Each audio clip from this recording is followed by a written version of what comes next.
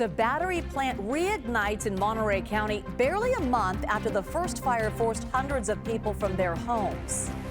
Here we go again. Neighbors say they're fed up from flames and smoke coming from Moss Landing. I love batteries, but I would be happier if they stopped reigniting. What we're learning about the potential impacts. Plus, it took more than 3 decades, but a family finally has answers after a woman was murdered in the East Bay Hills. How investigators finally cracked the case.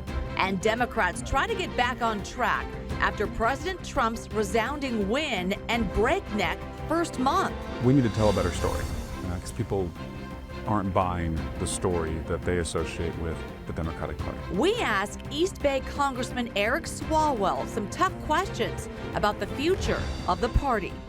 And later, I think it's a big loss. They were supposed to help revitalize Union Square, but 2 high-profile cafes owned by a celebrity chef are abandoning the plaza. I'm very surprised and disappointed. I love that shop. This is CBS News Bay Area with Juliette Goodrich. Good evening. It's been about a month into President Trump's second term. The last 30 days have produced wins for his supporters and whiplash for his opponents. On day 1, the president signed an executive order declaring a national emergency at the southern border. Now, U.S. Customs and Border Patrol says illegal border crossings are at their lowest level in nearly 5 years. President Trump campaigned on cutting waste and put the world's richest man, Elon Musk, at the head of the Department of Government Efficiency, DOGE. It's now in the process of laying off tens of thousands of federal workers. And then on the global stage, members of the Trump administration met this week with Russia without delegates from Ukraine to talk about ending the war there.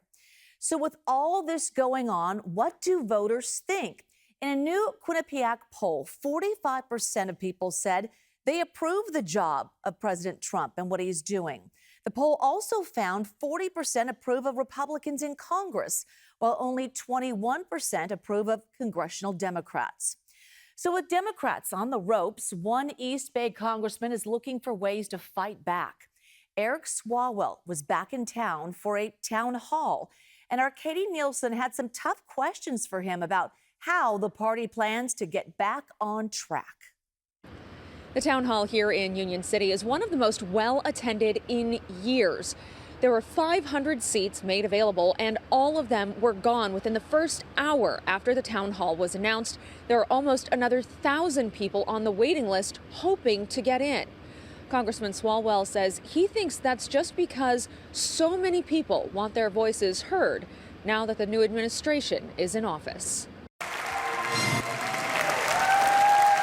It was a packed house at the Mark Green Sports Center filled with supporters for Congressman Eric Swalwell, who represents the southern portion of Alameda County. I will work to protect you, and we will protect by working together each other. We can do that as a community. Swalwell has been an outspoken critic specifically of the Trump administration both 4 years ago and now, rising to national prominence with repeated appearances on cable news networks and his involvement in the Trump impeachment hearings. And now he's vowing to bring the fight back to the Capitol. Republicans won the White House. They now have control of Congress, and they have stacked the courts. You don't have a lot of levers of power to pull. So what do you reasonably hope that you can do or preserve? My vote really does matter right now because the Republicans cannot lose a single vote right now. So if they can't keep it all together, and they never have been able to, Democrats have leverage. Elections are all about values, and the American people have spoken very clearly that they are not buying what Democrats are selling. So what needs to change within the party to get people's trust back? We need to tell a better story because people aren't buying the story that they associate with the Democratic Party. We need to be seen as fighting for those core values and not let, other issues that don't really affect us, they can't crowd out what really matters. What mattered to the folks at the town hall were issues around immigration, protecting Social Security and Medicare. But the biggest topic of discussion, Elon Musk and DOGE. Why is he going to our computer system? And who are the minions that are with him?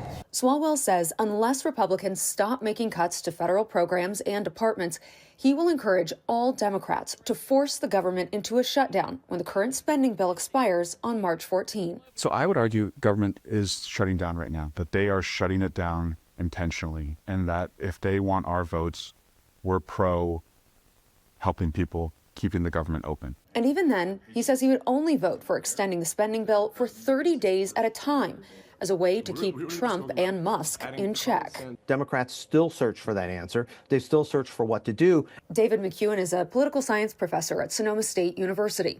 He says threatening a government shutdown is the nuclear option, but Democrats don't have many other options because of their minority position in both houses. In the first 6 months of this year, Democrats are going to be without some moves. It's really later in the year, into the August-September period to the end of September when the federal fiscal year ends, that Democrats want to exercise some leverage. Until then, McEwen says Democrats need to work on reconnecting with voters.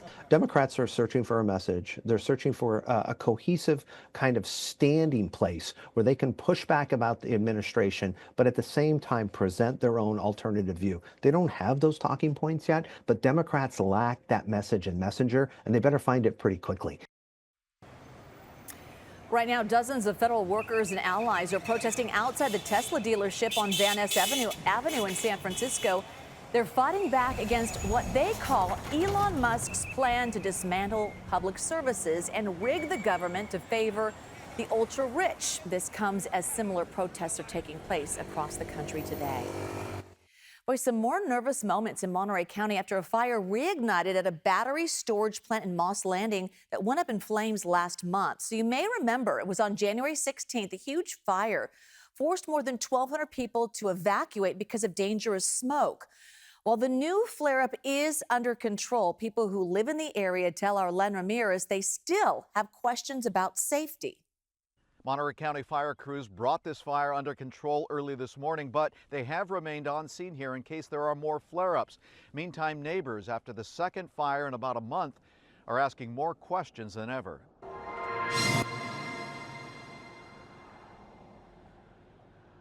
January 16th. This would say be 5:30. Catherine Hannay still has the photo she took on her phone last month when the Vistra battery storage plant in Moss Landing blew up for the first time.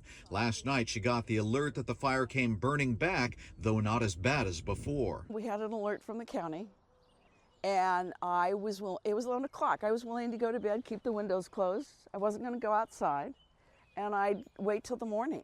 It was an apparent reignition of the January 16th fire, which destroyed much of the battery storage facility and sent plumes of toxic smoke into the sky. The latest flare-up caused only light smoke, according to Monterey County officials who held a virtual news conference. You know, if residents close by are concerned or they smell smoke, they can, if they'd like to keep their windows closed.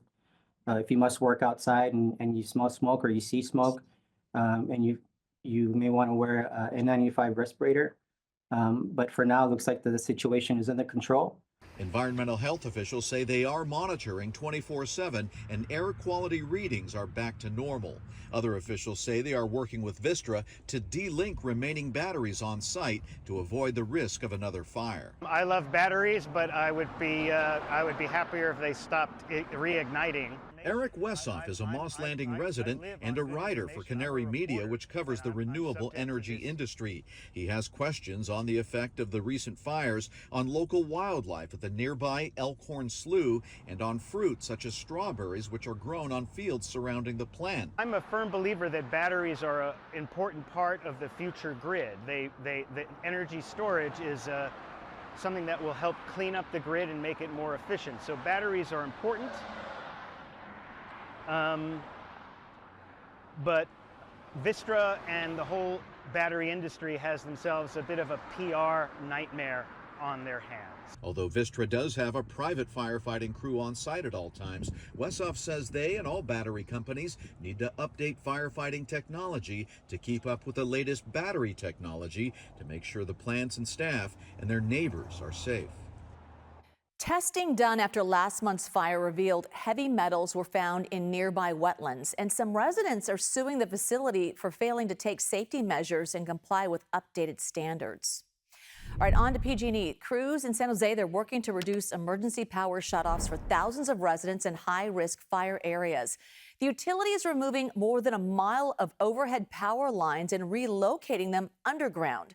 PG&E says this would eliminate safety-related outages for about 9,000 customers in the Almaden Valley and Santa Teresa communities, as well as increase energy reliability for about 700 other residents. So with this work, we are obviously continuing to improve wildfire safety as well as reliability for our customers in South San Jose. PG&E says this is just one of dozens of projects in the South Bay aimed at reducing outages during winter storms and heat waves. On to some answers for the loved ones of a woman killed nearly 35 years ago in Berkeley's Tilden Park. East Bay Regional Park Police announcing today that DNA evidence has identified the man who raped and killed Maria Jane Weidhofer. She was found dead on a trail in 1990, but the investigation ran cold. In 2020, police worked with the FBI using advanced DNA techniques that led them to later determine a suspect, John LaPerry. Law enforcement found LaPerry died by suicide at his home in Oregon in late 2024. The Contra Costa Crime Lab tested the DNA from the scene and found it was a match. The comparison determined that DNA profiles generated from the evidence collected at the original crime scene and the DNA from LaPerry were a match, confirming that LaPerry was a suspect. The Weidhofer family released a statement saying, in part, we shall remember Maria as a gentle soul, pursuing her dreams as an artist and baker in the Bay Area community that she loved. Our wish is that she will be remembered for the person she was and not for what happened to her. Police say there's no indication that LaPerry and Weidhofer knew one another. Weidhofer graduated from UC Davis and worked for a bakery in Emeryville before she was killed. Still ahead here at 6, a celebrity chef shuts down 2 celebrated cafes in San Francisco's Union Square with hardly any notice. Reaction to this latest blow for the shopping district. Well, I would hope they would stay. I mean, if the relationship is workable still. Plus, how faith leaders are drawing parallels between Japanese-American internment camps in World War II and President Trump's immigration agenda.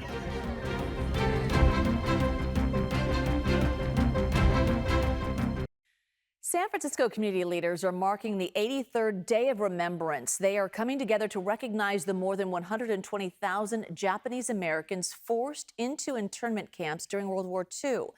It comes at a time where immigration and mass deportations are on the minds of many in the United States. None of us are free. None of us are free. Faith leaders and community members sang inside of St. Mark's Lutheran Church in San Francisco. The group drew parallels between the treatment of Japanese Americans during World War II and President Trump's threats to detain and deport millions of undocumented immigrants currently living in the U.S. Demonstrators marched from Japantown to the Christ United Presbyterian Church for a vigil and to reaffirm places of worship as sanctuaries for all.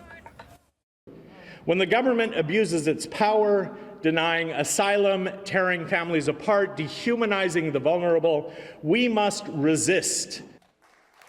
Faith leaders across the country have also shared their commitment to protecting immigrants. Recently, 27 religious groups filed a lawsuit against the Trump administration for refusing to protect sacred spaces from immigration arrests.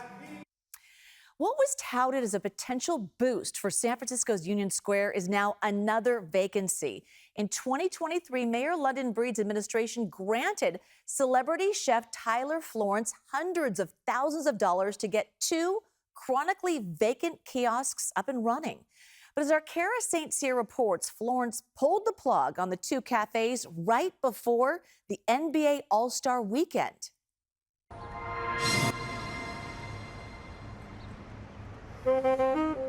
When the music stops and the crowd shrink, Tim Stiles and lead singer Irania Del Mora used to grab a snack at Miller & Lux Provisions in Union Square. My favorite was the sour cream. Sour cream was just perfectly done. It was just good glaze, right? Golden brown croissant. It was just good. But those days are over now. Celebrity chef and Food Network star Tyler Florence abruptly walked away from 2 cafes he had been running in city-owned kiosks in Union Square just before NBA All-Star Weekend. Well, I would hope they would stay. I mean, if the relationship is workable still and they see profit. The city temporarily filled the vacancy over the weekend with B Patisserie, a local bakery in Pacific Heights, but it's unclear who will take over the location permanently. 3, 2, 1. In 2023, the cafes opened up to much fanfare, touted as a way to reinvigorate the struggling shopping district. The city granted Florence $440,000 to get the 2 cafes up and running on opposite sides of the plaza. One has been closed for renovation since March 2024. Both businesses were under a 3-year lease. A spokesperson for the City Recreation and Parks Department said in a statement, while they've made the decision to move on, we're grateful for their time here and optimistic about the future of cafe spaces. But they didn't specify why Florence stepped away. The chef also operates the Miller & Lux Steakhouse and Chase Center. But Dave Soref, a Bay Area resident, is still hopeful for the kiosk's future. I'd like to see it be replaced with another cafe, preferably a local chain like Pete's or Phil's or something like that. Back at the plaza, Stiles thinks the setback is only temporary. I've seen so many positive changes around here within the last 2 years that I think we're definitely on our way back. He'll keep singing, no matter what. We did reach out to Florence, but did not hear back. So last year, city supervisors voted to accept $2 million more in state grant money to renovate the kiosks. The city tells us that work will go on as planned to benefit future tenants. We had some showers move across the Bay Area earlier today. They were very light. They were pretty brief. They only amounted to a few hundredths of an inch of total rainfall. We will add up those modest amounts coming up and talk about the warming trend that's going to kick in. A taste of spring for the last weekend of February. It's coming up to First Alert Weather. No atmospheric rivers, but a bit of rain sweeping across the bay today. And that was the view as our photographer John Anglin drove along Highway 24 through Moraga. Lots of low, misty clouds over the green hills of Lafayette. Thank you, John, for getting that. Sometimes he's in studio running our jib, and today he was out and about. That's right.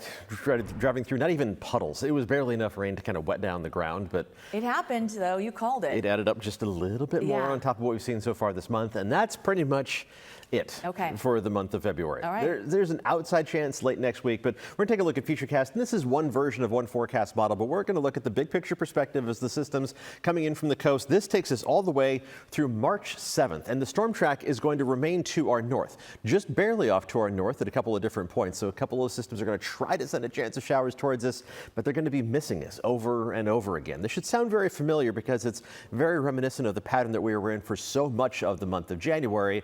That kind of pattern now reestablishing itself in late February and into the first week or so of early March. Now, below average rainfall doesn't necessarily mean zero rainfall, but things are definitely trending in that direction. So let's take a look at how much rain we did add up out of this latest system, and the amounts were modest to say the least. Looking outside right now, we're looking from Salesforce Tower to the west, the post-sunset sky.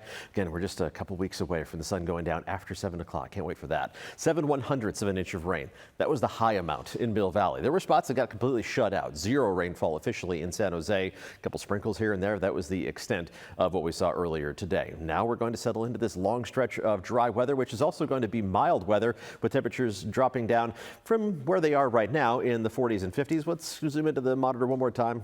Threw in an extra graphic there and threw our camera guy off. Sorry about that, John. Temperatures are in the mid to upper 50s right now. We are going to be dropping off as we go through the rest of tonight as the fog tries to reestablish itself and spread away from where it's hanging out right now, which is mainly close to the coast and over some of the hills around the Bay Area. Now let's take a look at the fog simulation on the floor map. And the Futurecast models are indicating some of that trying to spread out tonight. Some of the moisture from earlier today evaporating into the lowest levels of the atmosphere. But they also indicate the fog kind of dissipating, starting to get mixed around already before the sun even comes up tomorrow. So I don't think it's going to be a major factor for the morning commute, and it should be pretty comfortable overall. Temperatures beginning the day in the 40s for most of the Bay Area. The exception to that is going to be the usual chilly spots in the North Bay valleys, dipping down into the upper 30s by early tomorrow morning, which is chilly, but it's not out of the ordinary at all for the month of February, and temperatures are going to bounce back. Some of those chilliest spots will be some of the warmest spots on the map tomorrow afternoon, from 38 tomorrow morning to 69 degrees tomorrow afternoon around Santa Rosa. A similar cloud climb in temperatures around Healdsburg and Fairfield. Most inland temperatures mid to upper 60s with low to mid 60s around the bay.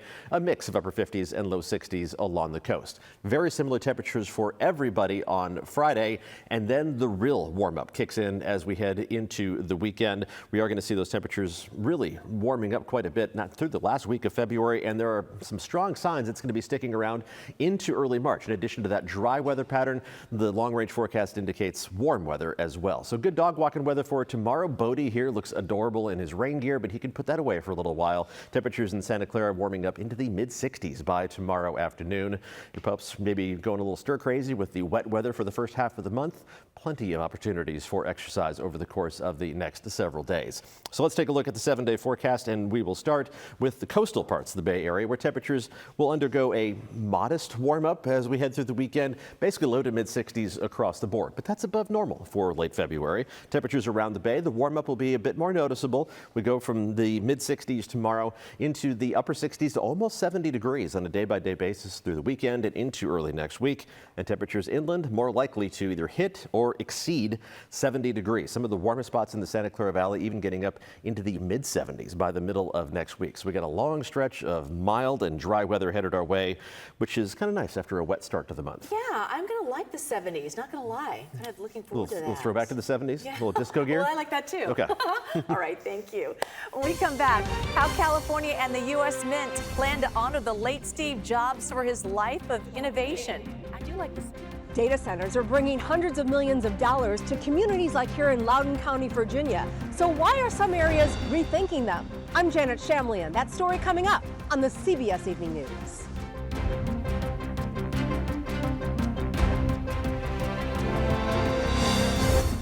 Now you can get your KPIX news, weather, and live stream all in one place on the CBS News app.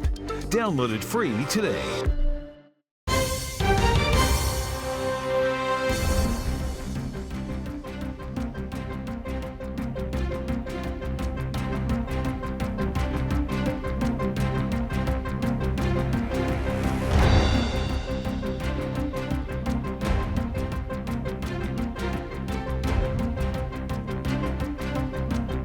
The U.S. Mint is celebrating American innovation. Check it out. You can collect these innovation coins, for example. The one in Michigan, it celebrates the auto industry. For California, Governor Newsom recommended Steve Jobs. If you didn't already know, Jobs co-founded two large Bay Area companies, Apple and Pixar. The governor's office highlighted Jobs' legacy of innovation that includes creating revolutionary devices like the Macintosh computer, iPod, and the iPhone. So this is what the coins could look like. They would be part of the 2026 batch of innovation coins. They are $1 coins. But get this, if you buy them from the U.S. Mint, they're just going to cost you $13. There you go. CBS Evening News, Maurice Dubois and John Dickerson is next on KPIX. We have local news always streaming on CBS News Bay Area. We're back right here in 30 minutes with more local news just for you at 7 o'clock. We'll see you then. Thanks so much for watching. To view more content like this, we've selected some videos we think you'll enjoy. So please be sure to hit like and then click the link in the left-hand bottom corner to subscribe.